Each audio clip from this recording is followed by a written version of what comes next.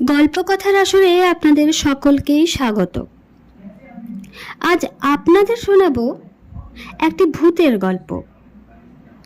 ভূতের গল্পটির লেখিকা অনন্যা দাস। গল্পটির নাম অভিশপ্ত হ্যালোইন। র্যান্ডিকে দেখলে আজকাল খুব কষ্ট হয়। কেমন যেন হয়ে গেছে সে, কথা বলে না তেমন, রোগা হয়ে গেছে অনেক, মুখটা ফ্যাকাশে, যেন মারাত্মক কোনো এক অসুখের কবলে পড়েছে। চোখগুলো বিস্ফোরিত, সব সময় এদিক ওদিক তাকায় ভয়ে ভয়ে, যেন এই বুঝি কেউ ওঁত পেতে বসে আছে ওর ওপর ঝাঁপিয়ে পড়ার জন্য। অথচ র্যান্ডি এরকম ছিল না। আমাদের ক্লাসে সবচেয়ে হাসি খুশি ডাকাবুকো ছেলে ছিল র্যান্ডি। সেই ছেলেটার কি যে হয়ে গেল। তারপর একদিন দেখি সে কলেজে আসেনি।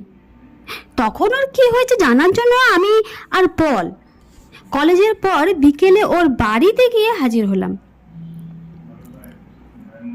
ও যে ঘটনাটা বলল সেটাই এখানে বলছি। র্যান্ডির কথায়, হ্যালোইন আমার খুব প্রিয় উৎসব ছিল। বলতে পারিস এই বছরের হ্যালোইনের আগে পর্যন্ত হ্যালোইনের দিনটা ছিল আমার কাছে বছরের সবচেয়ে মজার দিন। কি না করেছি আমি এই দিনে! লোকেদের গায়ে ডিম ছোড়া, কিম্ভূত বা ভয়াবহ সাজ সেজে ছোট্ট বাচ্চাদের ভয় পাওয়ানো, টিস্যু পেপার দিয়ে প্রতিবেশীদের গাছ মুড়ে দেওয়া, এমনকি ছোট বাচ্চারা যখন ট্রফি চাইতে এসেছে তখন তাদের পিন ঢোকানো টফি, চকোলেট ইত্যাদিও দিয়েছি। ওইসব কাজগুলোকে আমি খুব বীরত্বের কাজ মনে করতাম। বাচ্চারা ভয় পেয়ে কেঁদে ফেললে আনন্দ পেতাম। আমার দৌড়াত্ম শুধু আমার পাড়া অবধি ছিল না, অন্য পাড়ায় গিয়েও বদমাইশি করে আসতাম। কেউ বাড়ির বাইরেটা সুন্দর করে সাজিয়ে রাখলে সেই সব খেলনা পুতুল ভেঙে চুরে দিতাম। কেউ বাইরে টফি, চকোলেট রাখলে তো কথাই নেই, সবটাই আমার ঝুলিতে যেত। আর যদি কেউ তার বাড়ির আলো নিভিয়ে রেখে জানান দিত যে সে হ্যালোইন ট্রিক আর ট্রিস্টে অংশগ্রহণ করতে চায় না, তাহলে তার বাগানের গাছ মুড়িয়ে ভেঙে বা তার বাড়ির দরজার বাইরের দেওয়ালে লাল রঙের রং দিয়ে গ্রাফিতি এঁকে দিয়ে আত্মতুষ্টি পেতাম। এখন বুঝতে পারি যে আমার কাজগুলো কত নিষ্ঠুর ছিল, কিন্তু তখন বুঝিনি। তখন যা মনে এসেছে করে গেছি। বাবা তো অনেকদিন আগে গত হয়েছেন, আর মা নার্স। মা সারা দিন আর মাঝে মাঝে নাইট ডিউটি থাকলে সারা রাত ব্যস্ত, তাই তার কথা শুনতাম না। দিদি বিয়ে হয়ে অন্য শহরে চলে গেছে। এবারের হ্যালোইনের দিন মার নাইট ডিউটি পড়েছিল। মা বিকেল 6টা নাগাদ বাড়ি থেকে বেরিয়ে গেলেন। তারপর আমি নিজ মূর্তি ধরলাম, দুটো বন্ধুকে নিয়ে সারা পাড়া কাঁপিয়ে বেড়াতে লাগলাম। নিজের পাড়া তছনছ করে দূরের একটা পাড়ায় গিয়ে হাজির হলাম। আমার বন্ধু দুটো, রাত হয়ে যাচ্ছে, বাড়ি যেতে হবে, বাবা নাহলে বকবে বলে কেটে পড়ল। তখন আমি একা একাই ঘুরে বেড়াতে লাগলাম। খালি বাড়িতে ফিরে যেতেও ইচ্ছে করছিল না। এক ফাঁকে মনে হলো খুব মজা হচ্ছে না, বেশ বোর হচ্ছি। রাত বাড়ছে, লোকজন সব যে যার বাড়িতে ঢুকে পড়েছে, তাই বিরক্ত করার লোক পাচ্ছিলাম না। তারপর হঠাৎ দেখতে পেলাম বাড়িটা একেবারে অন্ধকার।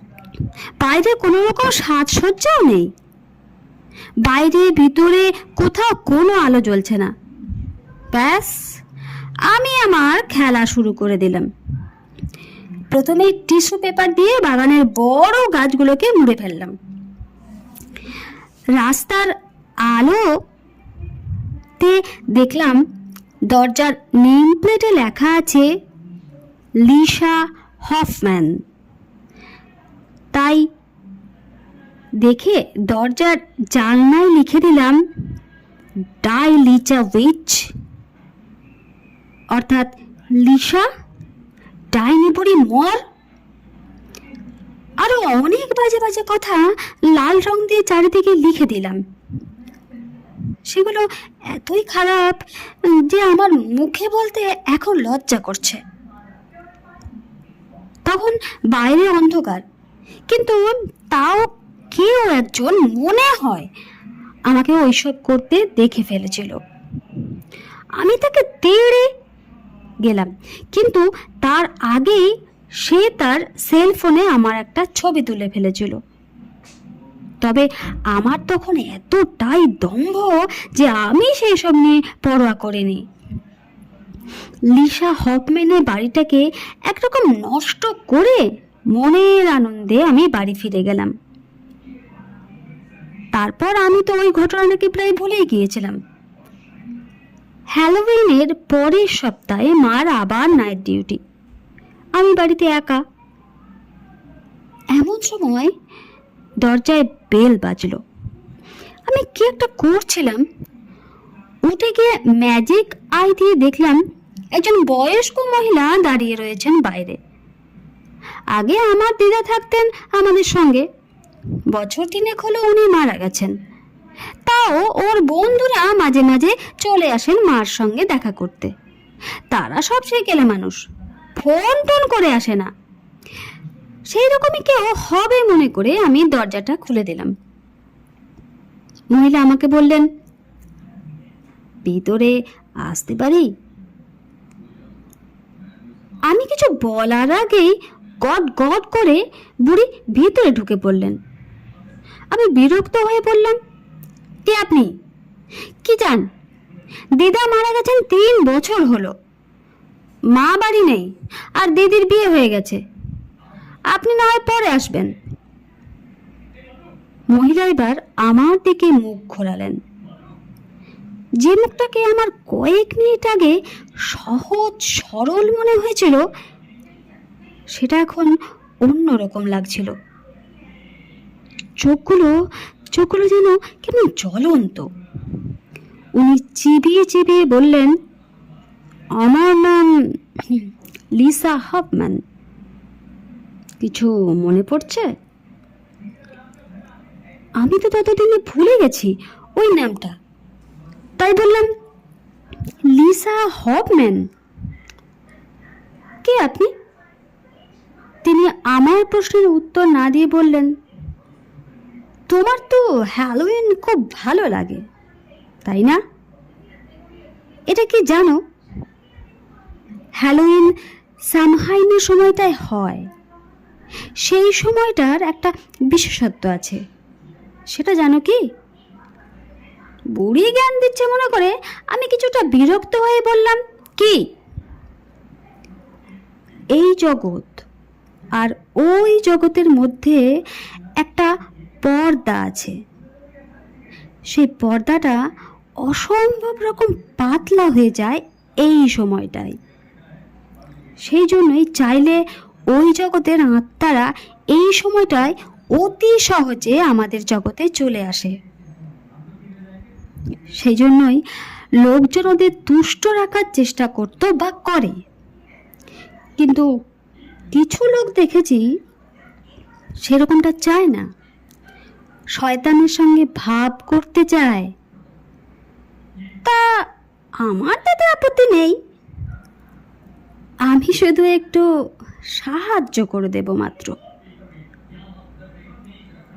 আমি এবার ঘাবড়ে গিয়ে বললাম, কি কি বলছেন আপনি? ভদ্রমহিলার চেহারা একদম পাল্টে গেছে।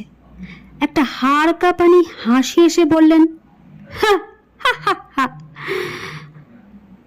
হা হা, অতৃপ্ত আত্মাদের সঙ্গে তোমার সময়টা আনন্দেই কাটুক, সেই কামনাই করি। আমি চললাম বলে মহিলা বেরিয়ে গেলেন।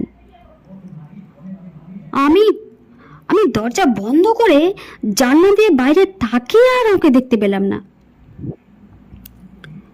প্রথমে আমি তো কিছুই বুঝতে পারিনি। কিছুক্ষণ টিভি থেকে যেমন শুয়ে তেমন শুয়ে পড়লাম, পরদিন ভোরে ক্লাস আছে বলে। মাঝরাতে হঠাৎ কার একটা কাতরানোর শব্দে ঘুমটা ভেঙে গেল।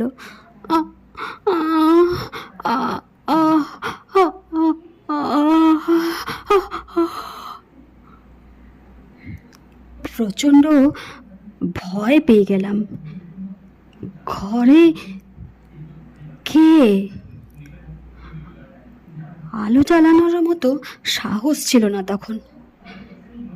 কোনো রকমে বিছানায় উঠে বসে দেখি আমার ঘরের মেঝেতে একজন রক্তাক্ত মানুষ, তার তার বুকে ছুরি বেঁধা, এবং সে যন্ত্রণায় ছটফট করছে। রক্তে ভেসে যাচ্ছে কার্পেট। সে এক বীভৎস দৃশ্য। আমার তো ভয়ে আত্মারাম খাঁচা ছাড়া। আমি চিৎকার করতে যাব, এমন সময় সে হাওয়া। বিছানায় শুতে যাব, দেখি আমার পাশে একজন শুয়ে রয়েছে। তাকে মনে হয় গলা টিপে মারা হয়েছিল, জিভ ঠেলে বেরিয়ে এসেছে, চোখ ঠিকরে বেরিয়ে এসেছে, মুখটা বেগুনি। কি যে ভয়াবহ বোঝাতে পারবো না। আমি আর সেদিন বাড়িতে থাকিনি। আমাদের পাশের বাড়ির কয়েকটা বাড়ি পরে পিটার থাকে, তার ওখানে গিয়ে কাটিয়েছিলাম বাকি রাতটা। কি কারণ বলেছিলাম তাও মনে নেই। ওর মা মনে হয় বুঝতে পেরেছিলেন। আমি খুব ভয় পেয়ে গেছি, তাই আর কিছু জিজ্ঞাসা করেননি। পরদিন সকাল হতেই আমি ছুটলাম ওই বাড়িটাই। ততক্ষণে আমার মনে পড়ে গেছে লিসা হফম্যান নামটা আমি কোথায় দেখেছিলাম। ও মা, সেই বাড়িতে গিয়ে দেখি সব চেকে সেই গাছে জড়ানো টয়লেট পেপার পতপত করে হাওয়ায় উড়ছে। দরজায় জানলায় আমার লাল রং দিয়ে লেখা বিশ্রী কথাগুলো একই রকম রয়েছে। দরজাটা ঠেলতেই খুলে গেল। ভিতরে ঢুকে আমি তো কেউ থাকে না, ভিতর থেকে বোঝা যাচ্ছে। মেঝেতে ধুলোয় ভর্তি, দেওয়ালের প্লাস্টার খসে খসে পড়েছে, মানে অনেক দিন ধরে এই বাড়িটা খালি। লিসা হফম্যান তাহলে কে? আমি পাশের বাড়িতে গিয়ে একজনকে জিজ্ঞেস করলাম। এক মহিলা বললেন, আমি এই পাড়াতে নতুন, তেমন কিছু জানি না, শুধু শুনেছি মহিলা আত্মহত্যা করেন। পাড়ার লোকে ওকে ডাইনি অপবাদ দিয়েছিল নাকি। ওরা বলতো উনি কি সব ব্ল্যাক ম্যাজিক ইত্যাদি করেন। তারপর রহস্যময় কারণে পাড়ার 2টো বাচ্চা মারা যায়। তখন কুসংস্কারাচ্ছন্ন লোকেদের উস্কানিতে পাড়ার সবাই লিসাকে দোষ দেয়। সেই অপমানে উনি আত্মহত্যা করেন। বাড়ি বহু বছর ধরে খালি পড়ে আছে, তবে এই হ্যালোইনে কোন সব হতচ্ছাড়ারা বাড়িটার ওই দুর্দশা করে দিয়েছে। আমি এর চেয়ে বেশি কিছু জানি না। মিস্টার গ্রিয়ার থাকেন A509। তিনি লাইব্রেরিয়ান ছিলেন, এখন রিটায়ার্ড করেছেন। তিনি মনে হয় অনেক কিছু জানেন, তাকে গিয়ে জিজ্ঞেস করতে পারো। আমি আর মিস্টার গ্রিয়ারের ওখানে যাইনি, বাড়ি ফিরে এসেছিলাম। মা কাজ থেকে ফিরতে মাকে কিছু বলিনি। মা ক্লান্ত ছিলেন, ঘুমিয়ে পড়লেন। সেদিনটা বোধ হয় শনিবার ছিল, কলেজ ছিল না। মা শুতে যাওয়ার আগে বলে গেলেন জামা কাপড়গুলো যেন কেচে রাখি। আমাদের অ্যাপার্টমেন্টের বেসমেন্টে কাপড় কাচার মেশিন আর ড্রায়ার। আমি ডাঁই কাপড় একটা লন্ড্রি ব্যাগে ঠুসে নিয়ে গেলাম কাচতে। দিনের বেলা হলে কি হবে, বেসমেন্ট বলে ওখানে আলো ঢোকে না, ইলেকট্রিক আলো জ্বলে। আমি সবে কোয়ার্টার ঢুকিয়ে জামা কাপড়গুলো কাচতে দিয়েছি, ও মা, আলোটা ধপ করে নিভে গেল। অন্ধকারে কার নিঃশ্বাসের শব্দ।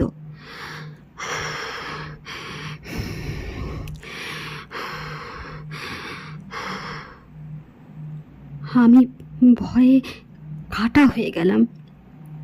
নড়ার ক্ষমতাও ছিল না, কারণ ওখানে আমি ছাড়া আর কেউ ছিল না। তখন বুঝতে পারলাম কে একজন ওখানে রাখা চেয়ারটায় বসে আছে। ওই ঘরটায় একজন ইলেকট্রিকের শক খেয়ে মারা গিয়েছিলেন শুনেছিলাম। আমি আর ওখানে এক মুহূর্ত থাকিনি, এক দৌড়ে বাড়ি। মাকে ঘুম থেকে তুলে সব বললাম। মা আর কি বলবেন, মনটাকে শান্ত করতে বললেন। ডাক্তার দেখাবার কথাও বললেন, কিন্তু ডাক্তার কি করবে? মৃত ব্যক্তির অভিশাপ থাকলে ডাক্তার কি কিছু করতে পারে? তারপর থেকে আমি সব সময় ওই রকম লোকজনদের দেখছি। অপঘাতে মৃত্যু হয়েছে যাদের, তাদের সব অতৃপ্ত আত্মারা ওই পর্দা ভেদ করে এই পৃথিবীতে চলে এসেছে, আর সর্বক্ষণ আমার পিছন পিছন ঘুরছে। হঠাৎ হঠাৎ আমার সামনে উদয় হয় তারা। তাদের ভয়ে আমি রাতের বেলা ঘুমোতে পারি না, দিনের বেলাতেও শান্তি নেই। কেবল মনে হয় কে যেন আমাকে দেখছে সব সময়। আমি কোনো কিছু করতে পারছি না। কলেজে আর হয়তো যাব না। মা আমাকে ডাক্তারের কাছে নিয়ে যেতে চান, কিন্তু কি হবে ডাক্তারের কাছে গিয়ে? ডাক্তার কি আর আমাকে সারাতে পারবে উদ্ধার করতে এই বিভীষিকা থেকে? ওই লিসা হফম্যান কালো জাদু করে দিয়েছে। এই যে তোদের সঙ্গে কথা বলছি, তখনও ওই মাঝখানের সবুজ চেয়ারটাতে একজন বসে রয়েছে। তার মাথার অর্ধেকটা থেতলানো, রক্ত পড়ছে। উফ, কি ভয়ানক! আমি আর তাকাতে পারছি না। এতটা বলে র্যান্ডি 2 হাত দিয়ে মুখ ঢেকে হাউ হাউ করে কাঁদতে লাগলো। আমি আর পল দুজনেই চমকে উঠে আমাদের দুজনের মাঝের সবুজ চেয়ারটার দিকে তাকালাম। দিব্যি ফাঁকা, কেউ নেই। পলের বিশ্বাস হয়নি। ও মনে করেছে র্যান্ডি স্কিজোফ্রেনিয়া হয়েছে, মানে মানসিক অসুস্থতা। আমিও ঠিক বুঝতে পারছি না। পল বলল, স্কিজোফ্রেনিয়াতে এরকম হয়, বাস্তবের সঙ্গে সম্পর্ক ছিন্ন হতে থাকে, আর নিজের মন থেকে একটা অবাস্তব জগৎ তৈরি করে ফেলে মানুষ। আমি জানি, কারণ আমার এক কাকার ছিল ওই রোগ। র্যান্ডিকে মনোরোগ বিশেষজ্ঞের কাছে নিয়ে যেতে হবে। আমি বললাম, ও তো যেতে চাইবে না। ওর মনে তো বিশ্বাস যে ওকে অভিশাপ দেওয়া হয়েছে। ওকে বলবো নাকি ডাক্তারের কাছে যাচ্ছি? আমাদের একটু চালাকি করে ব্যাপারটা করতে হবে। আমার চেনা একজন আছেন, তার কাছে নিয়ে যেতে হবে, বা তাকে বলতে হবে এখানে আসতে। আমি তার সঙ্গে কথা বলে দেখবো কেমন। পরদিন কলেজে এসে পল বলল ওর আত্মীয় পরদিন বিকেল 7টা নাগাদ র্যান্ডিকে দেখবেন, কোনো চেম্বারে নয়, উনি র্যান্ডির বাড়িতেই যাবেন। আমাকে নিয়ে যেতে হবে পথ চিনিয়ে, কারণ পল যেতে পারবে না, ওর একটা কি কাজ পড়ে গেছে বলে। আমি রাজি হলাম। পরদিন বিকেলে কলেজ থেকে উইনস্ট স্কোয়ারে গিয়ে ডাক্তারের সঙ্গে দেখা করলাম। ডাক্তার মনে হয় জিউ, লম্বা দাড়ি, গোঁফ, মাথায় টুপি, কেমন একটা ফ্যাস ফ্যাসে সর্দি বসা গলায় কথা বলছিলেন। বললেন, সরি, একটু সর্দি হয়ে গেছে। যাক, তোমার বন্ধুকে দেখা যাক, আশা করা যায় আমি তাকে সারিয়ে তুলতে পারবো। আমি ওকে নিয়ে র্যান্ডির বাড়িতে গেলাম।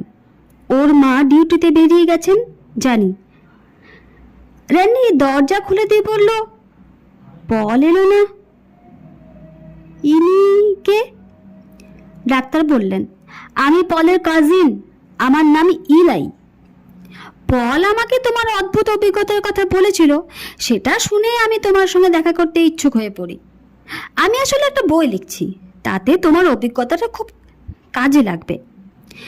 তোমার আপত্তি না থাকলে আমি তোমার গল্পটা শুনতে চাই। মানে আমি কিছুটা শুনেছি পলের কাছে, কিন্তু তোমার মুখ থেকে শুনলে ভালো হবে। আর আমি যদি রেকর্ড করি তাতে আপত্তি নেই তো? না হলে পরে ভুলে যাব। রুদ্র, তুমি তো আগেই শুনেছ, একটু কফি বানিয়ে আনবে আমাদের জন্য।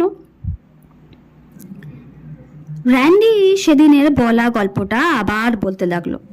আমি ততক্ষণে ওদের রান্নাঘরে গিয়ে সবার জন্য কফি বানিয়ে আনলাম।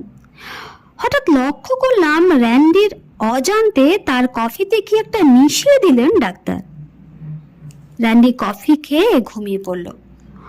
ও ঘুমিয়ে পড়তেই ডাক্তার দাড়ি খুলে ফেলে বললেন, বাপ রে, কি কুটকুটে, খুলতে পেরে শান্তি।